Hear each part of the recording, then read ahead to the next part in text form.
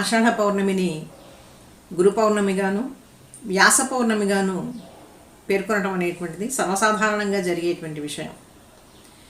ఎందుకు ఈ విధంగా ఆషాఢ పౌర్ణమిని గురు పౌర్ణమిగా ప్రసిద్ధి చెందింది అనంటే, సమస్త శాస్త్ర విజ్ఞాన ఖని అయినటువంటి వాడు, వేదములను విభాగించినటువంటి మహాభారత భాగవతాది గ్రంథాలను రచించి 18 మహాపురాణాలు 18 ఉపపురాణాలు రచించినటువంటి వేదవ్యాస మహర్షి ఈ ఆషాఢ పౌర్ణమి నాడు జన్మించాడు అనేటువంటిది పురాణాంతర్గతమైనటువంటి విషయం.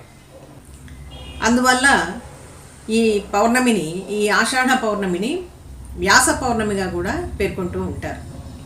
భౌతికంగా మనం ఎన్నో విద్యలు నేర్చుకుంటూ ఉంటాం, ఎన్నో డిగ్రీలు సంపాదించుకుంటూ ఉంటాం. వీటికి కూడా గురు ప్రాధాన్యం ఉంటుంది. వీళ్ళందరూ